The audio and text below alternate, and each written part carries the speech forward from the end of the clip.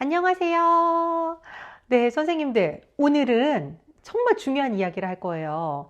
제일 중요한데 아무도 알려주지 않는 그 이야기에 대해서 할 겁니다. 무슨 이야기냐고요? 바로 교육에 대한 이야기입니다.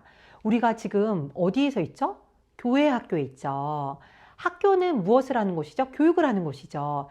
교회라는 특정 장소에서 교육을 하는 것이 교회 학교고요. 혹은 이걸 주일학교라고도 부르죠. 주일에 여는 학교. 그래서 언제 여냐에 따라서도 하는데 이 중요한 학교에서 교육을 하는데 아무도 교육을 알려주지 않습니다. 왜 그럴까요? 전 이거 여러 가지로 봐요. 몰라서 그러실 수도 있다. 그리고 어느 정도 하다 보면은 어려우니 하시겠거니. 그리고 사실은 시간적인 부분에서 일반적으로 주중에 열리는 일반 학교들에서는요, 교사 자격이라던가 요건이 굉장히 까다롭잖아요. 그래서 준비를 좀 많이 하는데 주일학교는 뭐 1시간, 길면 2시간, 이 짧은 시간 잠깐 가서 대충 애들하고 놀아주면 되지 않나 라는 인식이 좀 숨어있지 않나 해서 좀 안타깝습니다. 분명히 여러분도 지금 그 교사의 자리에 가실 때 부장님이 혹은 사역자가 아니면 옆에 있던 선생님들이 그냥 와서 자리 채우고 애들만 좀 봐주면 돼 하면서 꼬시지는 않으셨었나요? 근데 막상 오니까 어떠세요? 와가지고 책을 던져주시면서 분만 공부를 해라, 성경 공부를 인도해라 하시니까 당황하진 않으셨나요? 그래서 가장 중요하지만 아무도 알려주지 않는 그 기초 교육에 대해서 오늘 말끔하게 정리하고 가보도록 하겠습니다. 교육이라는 거는요, 교육이 되기 위해서 반드시 필요한 요건들이 세 가지가 있어요. 이 세 가지는 첫 번째, 배우는 사람이 필요해요.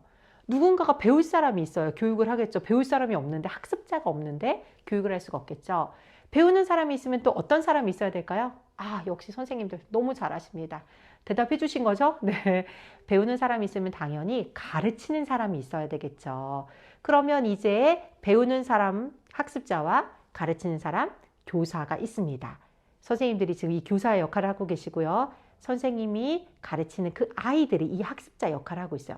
그러면 뭐가 하나 더 빠졌을까요? 그쵸. 이 가르치는 사람이 배우는 사람에게 전달하는 학습 내용, 즉 교육 내용이 필요합니다. 교육 내용을 우리는 뭘까요? 그쵸. 우리는 이게 성경이 되겠죠. 일반 학교에서는요, 이게 다양한 교과목으로 나타나요. 근데 때로는요, 교과목이 아닌 경우도 있어요. 예의범절 어떻게 가르치나요? 이거 교과목이 없어요. 그냥 가르치는 거예요. 또 때로는 아이들이 어떻게 하면 서로 잘 지내는지 사회성을 가르치는 경우도 있고요. 공감이라던가 경청하는 것도 교과목이 아니지만 가르쳐야 될 내용이 있을 때, 이 교육 내용이 있을 때 이거를 교육으로 봅니다. 우리는 크게 교과목으로는 성경이라는 걸 가르치지만요. 사실 성경보다 더 큰 걸 가르치고 있죠. 어떻게 인생을 살아가야 할까? 그 가치와 태도를 저는 가르치는 곳이 바로 이 교회학교, 주일학교라고 생각합니다. 그래서 정말 더 중요하겠죠. 이렇게 교육의 세 가지가 완성이 됐으면 여기에 저는 사실 일반 학교에서도 그렇지만 우리 교회 학교에서는 한 가지를 더 요거까지 하면은 정말 최고다 하는 게 있는데요. 이게 바로 가정과의 연계예요. 왜냐하면 초반에도 말씀드렸지만 시간적으로 우리가 너무 짧은 시간을 보내요. 일주일에 그 많은 시간 중에 1시간에서 2시간이면요. 몇 퍼센트나 될까요? 그 시간 동안 싹싹 지나가는 거는요. 그 다음에 오면 혹시 우리 선생님들 지난 주일 설교 때 들었던 제목과 설교 말씀 정확하게 기억나시나요? 안 납니다. 그래서 우리가 수요 예배가 있고 금요 예배가 새벽 예배가 있는 거죠. 기억이 안 나. 이게 당연한 거예요. 왜냐하면 그 나머지 시간들은 다른 것들로 채웠기 때문에요. 이것까지 다 기억하고 살면 사실은 정상적으로 생활하기가 불가능해요. 아이들도 마찬가지죠.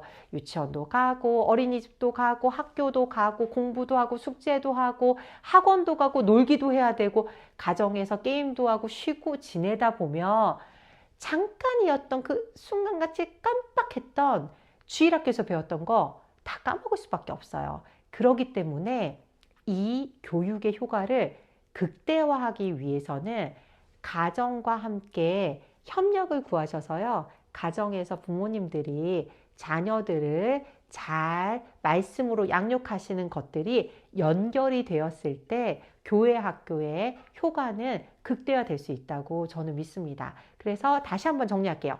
교육은 반드시 세 가지가 필요합니다. 첫 번째, 배우는 사람. 두 번째, 가르치는 사람. 세 번째, 가르치는 내용. 그렇죠. 그리고 여기다가 만약에 더하면 한 가지만 더하면 더 좋다. 마지막 거는 가정과의 연계, 가정과의 협력이라도 볼 수 있겠는데요. 가정과 같이 가시는 게, 부모님과 함께 하시는 게 가장 효과를 높일 수 있는 방법입니다. 그러면 여기서 무엇들이 중요한가 했을 때 사실 지금 영상에서 다루는 것들은요. 제가 가르치는 분들이 어떻게 가르치는 것이 좋을까? 이 학습 내용을 어떻게 연구할 것인가? 학습자를 어떻게 파악할 것인가에 대해서 이제 설명을 쭉 풀어 나갈 거예요. 왜냐면 그게 교육이기 때문에 그래요. 그래서 이거 대상은 지금 가르치시는 선생님들을 위한 영상입니다. 그러면 선생님들께서는 하셔야 되는 게요.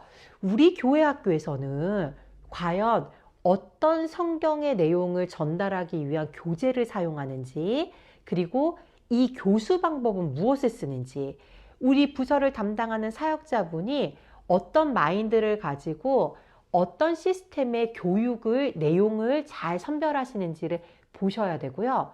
또 중요한 거는 여러분들의 학생을 좀 잘 보셔야 돼요. 지금 영상 보시는 분들이 어느 부서에 속해 하신지 모르겠지만 보통은 영아부, 유아부, 유치부, 학령 전기가 있고요. 유년부, 초등부, 아동기가 있고 그리고 중고등부, 청소년기가 있습니다. 그래서 이렇게 다양한 부서들을 맡다 보니까요. 배우는 사람, 학생은 오케이, 알겠는데 이 배우는 사람의 나이와 특성과 성향과 그 시기에 필요한 게 모두 다 다르단 말이에요. 헷갈리실 수 있어요. 제가 앞으로 차분하게 각 부서별로 연령별로 좀 설명을 해드리긴 할 건데 여러분들이 주력하셔야 되는 거는 내가 맡은 아이가 몇 살이고 내가 맡은 아이의 이 발달 시기에 무엇들이 필요한지는 좀 빠삭하게 알고 계셔야 선생님께서 가지고 계시는 이 마음과 그리고 전달하고자 하는 교수 내용, 교육 내용을요. 아주 잘 전달하실 수가 있어요. 학습자를 모르면은요. 아무리 선생님이 훌륭하게 준비가 돼 있고 내용이 훌륭해도요. 절대 전달이 안 됩니다. 제가 예를 드릴게요. 선생님께서요. 만약에 예를 들어서 정말 막 훌륭한 노벨상 받으신 분이에요. 그래서 뭐 물리든 화학이든 한 분야에 선생님이 정말 최정점에 오르신 분입니다. 그래서 그 노벨상을 받은 연구한 내용 얼마나 훌륭하겠어요. 세상을 이롭게 하고 사람들을 구해줄 그 이론을 가지고서는 유치부 아이에게 가르치실 거예요. 가능할까요? 불가능합니다. 왜냐하면 이 아이가 아직은 그 내용을 알아들을 수가 없기 때문이에요. 이걸 바꿔 말하면 이런 내용이 될 수 있어요. 마치 영아부 아이들에게 해야 될 딸랑이를 들고 중고등부 학생에게 가르치면 효과가 있을까요? 없습니다. 초등학생은 초등학생에 맞게 각 발달 영역에 맞게 접근해 주셔야 돼요. 그렇기 때문에 교수하는 우리 선생님들도 중요하고요. 교수 내용도 중요한데 이 모든 거는 제일 먼저 되는 배우는 학습자를 이해하는 거에서부터 시작하셔야지 교육은 이루어져요. 제가 아까 세 가지 요건 할 때도 정확하게 말씀드렸죠. 제일 먼저가 배우는 사람이에요. 여러분들 지금부터 내가 가르치는 아이들, 학생들에 대해서 아주 면밀하게 관찰하시고 집중하셔야 돼요. 마치 선생님 너무 부담스러워요. 왜 갑자기 이렇게 저를 뚫어져라 쳐다보세요? 느낄 정도로 집요하게 보셔야 알 수 있습니다. 왜냐면요. 그때 보편적으로 공통적으로 나타나는 발달 연령의 특징이 있는데요. 이거는 사실 성별, 자란 환경, 처해진 상황, 아니면 이 아이의 성향, 유전적인 기질, 부모님의 양육 태도, 부모님의 수입, 지역 모든 거에 따라 변인이 돼서 영향을 받습니다. 제가 감히 말씀드리는 건요. 우리 창세기에 하나님께서 사람을 만드실 때 다 다르게 만드셨잖아요. 아이들은 다 달라요, 선생님.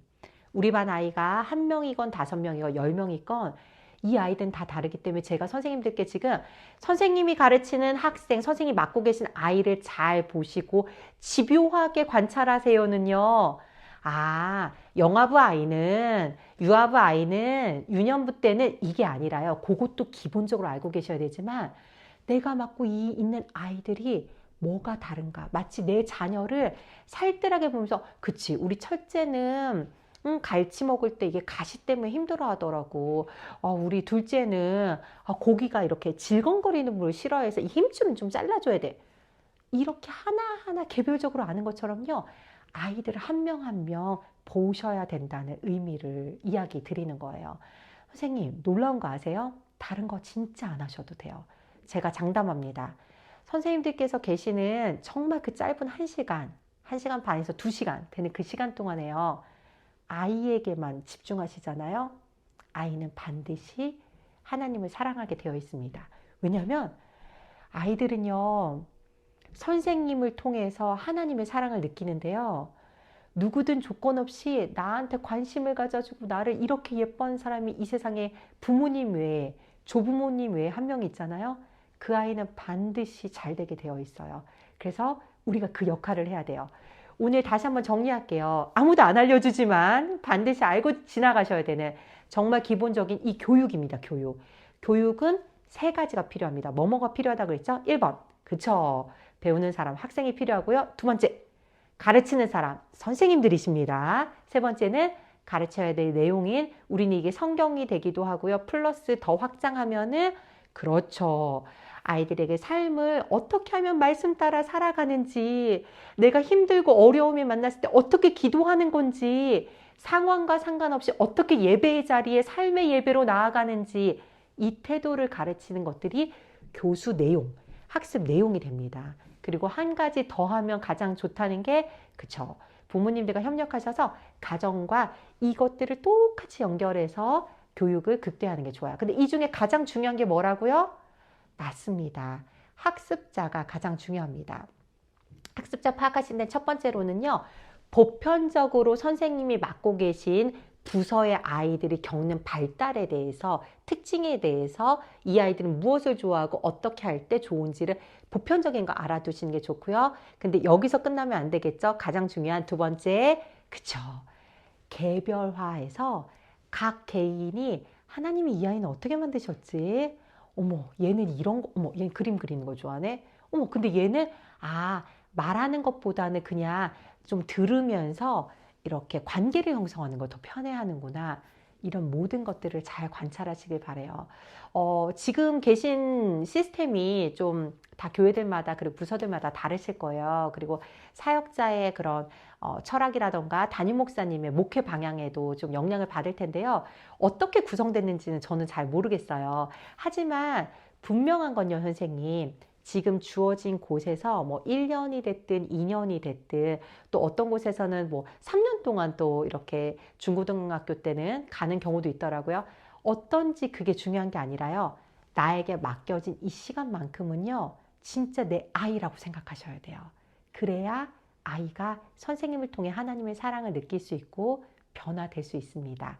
이 변화는요. 선생님이 맡고 계실 때 나타나면 좋은데 그러지 않을 확률이 훨씬 많아요. 장기전으로 보셔야 돼요. 내가 그 아이의 발달 과정에서 순간순간 하나하나 채워간다는 느낌으로. 그래서 이 교육의 꽃은 언제 나타나냐면요. 아이가 성인이 되었을 때, 부모를 떠났을 때, 교회 학교를 졸업했을 때, 아이 혼자 선택할 수 있을 때 나는 교회에 다녀야지. 나는 하나님을 믿어야지.